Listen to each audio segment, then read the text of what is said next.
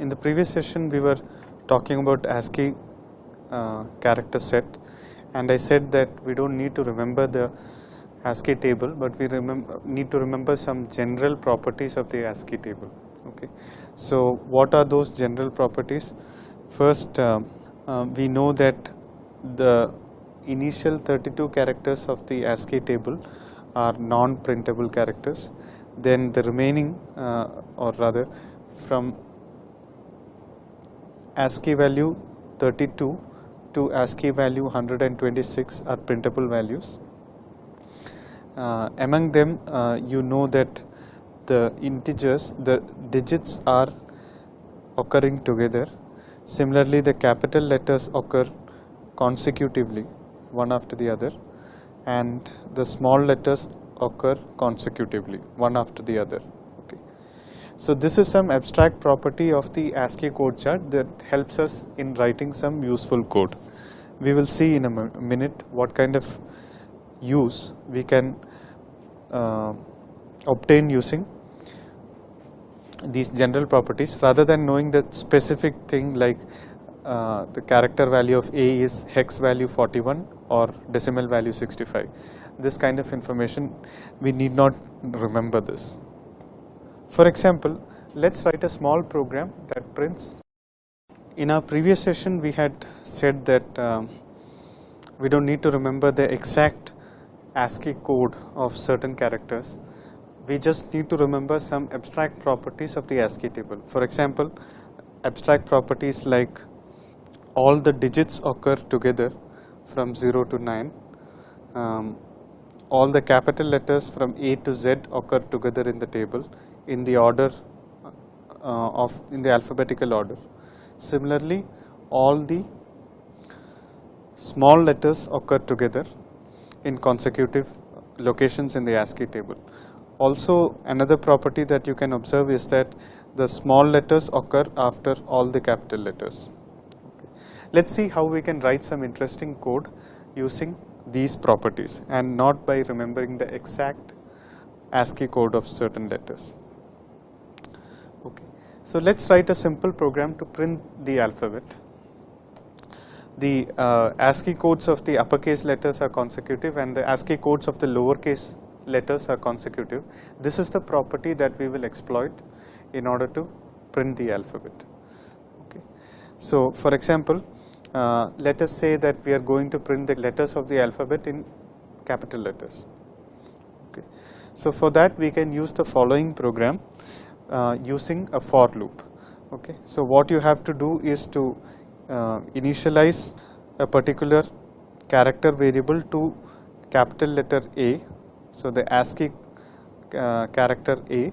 So note that A within single quotes stands for the character constant A. If you look at the integer value, then it is the ASCII code for A.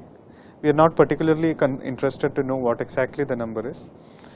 Now we can write the for loop in an interesting way. We can say that start from capital A and then print the characters until you hit capital Z. Okay. And the update statement is after printing go to the next ASCII letter. Okay. So what this is doing is starting from A, okay, and then it will go to A plus 1, which is the ASCII code for B. Then it will go to B plus 1, which is the ASCII code for C, so on up till Z. So once you reach Z, it will print that character. It will update once more, where it is the ASCII character one more than, so the ASCII character next to Z in the ASCII table. We don't really need to know what it is, but certainly it will be greater than the ASCII value of Z, and at that point we will exit the code. Okay. So the output of it will be consecutively A to Z. Okay. Let's look at what is happening here in greater detail. All the characters are stored as 8-bit integers, Now they can be assigned as integers, incremented, decremented, etc., because essentially they behave like integers. So suppose A has ASCII code 65, A has ASCII code 65, but we are not concerned about that. Now, so ch equal to character constant A sets ch equal to 65. Now ch plus 1 is the number 66, which corresponds to the ASCII code of B. Okay. So addition, subtraction, all these can be performed on character values because internally they are represented as 8-bit integers. Similarly, relational operations like less than, greater than, less than or equal to, greater than or equal to, all of these also make sense. So for example, if we use the relational expression capital letter A, ASCII constant A less than a character constant B, then notice that A is the ASCII value 65 and B is the ASCII value 66. So A less than B is correct. Okay. Now for realizing that A less than B is correct, we don't need to know that A is 65 and B is 66. All we know is that the abstractly in the ASCII table the character code for A is less than the character code for 6 because B occurs after A. Okay. So if it is 65 and 66 or it is 0 and 1, the answer is still the same.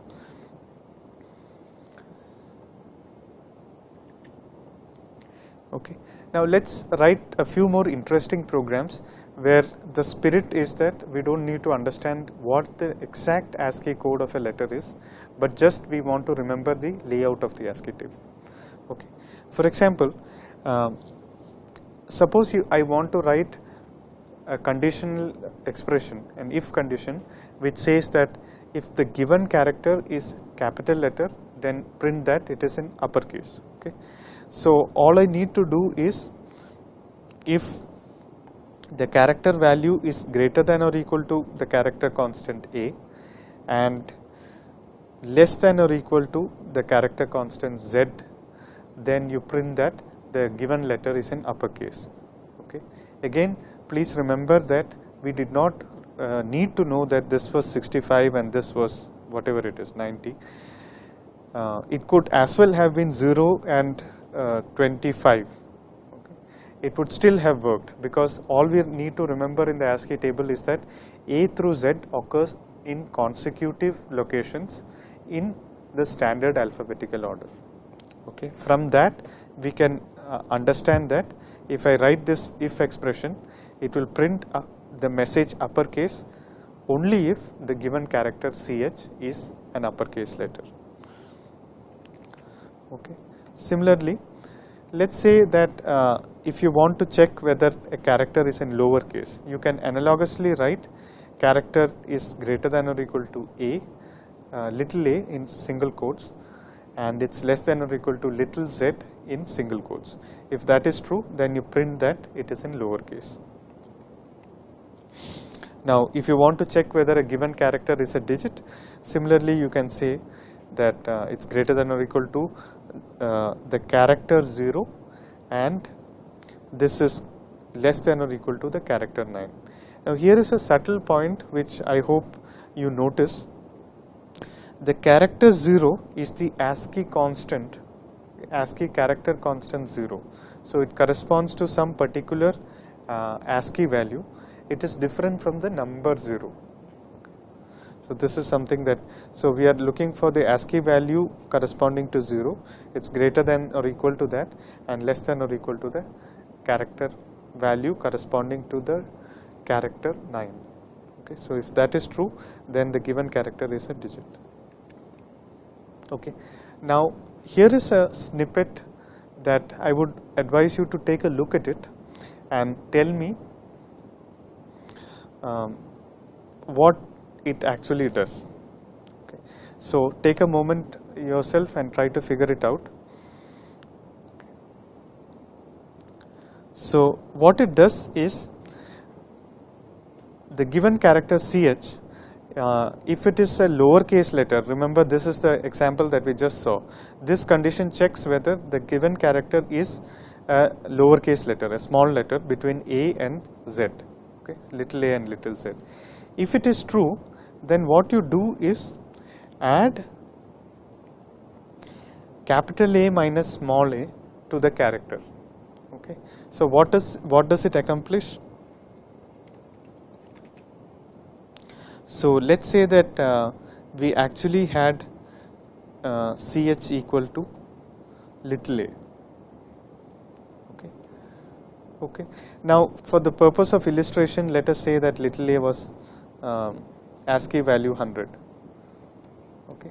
I don't know whether that is true, but it's not important. That's what I want to illustrate. Okay.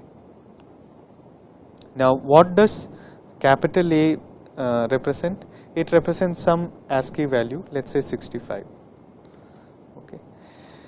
So if the given character was little a, what I would do is I would say character equal to ch minus 100 plus 65. Okay. Similarly, if ch was character constant b, I would still add ch equal to ch minus 100 plus 65. Okay. So it is adding a constant difference to the given character, regardless of whether it was a or b. The additive constant that we are adding is still the same. Okay.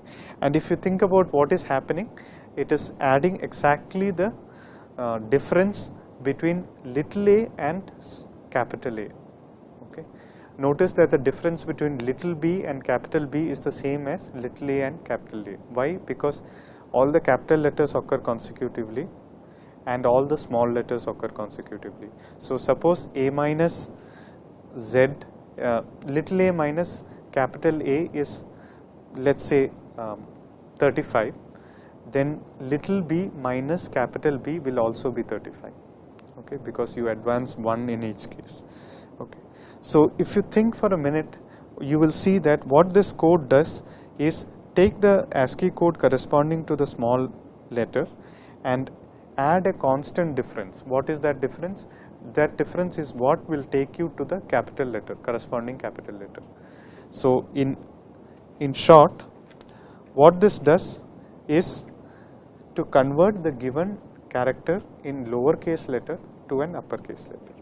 So if it is a lowercase letter, it will convert it into an uppercase letter, otherwise it does nothing. Now let us think about what we mean by scanning a character versus scanning an integer. So let us say that I have two variables, int number and character letter. Okay. So let's say that I am scanning now n, which is a number, and the input was 12. Okay. So when I say scanf %d and n, I am trying to read 12 into an integer variable. Okay. Now on a typical machine, an integer variable may occupy 32 bits. Okay. So or 4 bytes. So it has 32 bits in it, and if you know the binary notation, you will see that 1100 in binary is the number 12. Okay. So this is 8 plus 4, which is 12. Okay.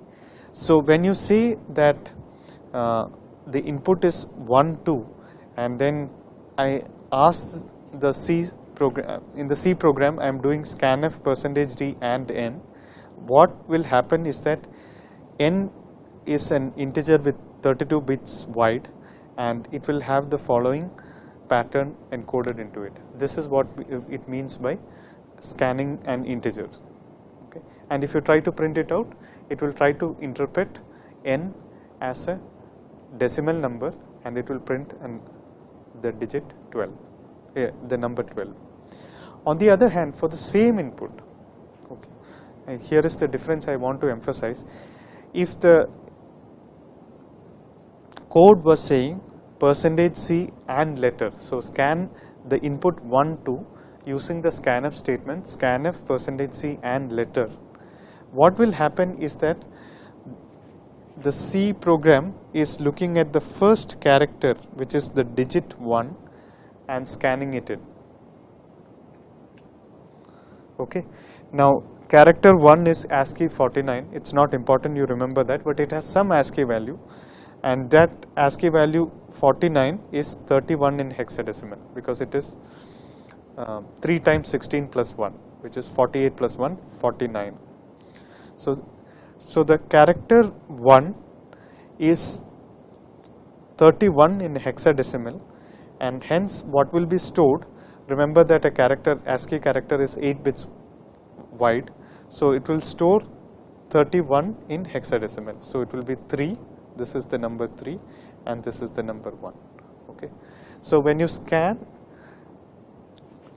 letter, when you scan the input into a character variable called letter, what will happen is that letter will have the number hexadecimal 31 or ASCII value 49, which corresponds to the number, which corresponds to the character constant 1. Okay. So this is the difference between scanning a given input as a number and scanning a given input using a character. So when you scan it using a number, this entire thing will be scanned, it will be converted into binary, and you will store it in an integer variable.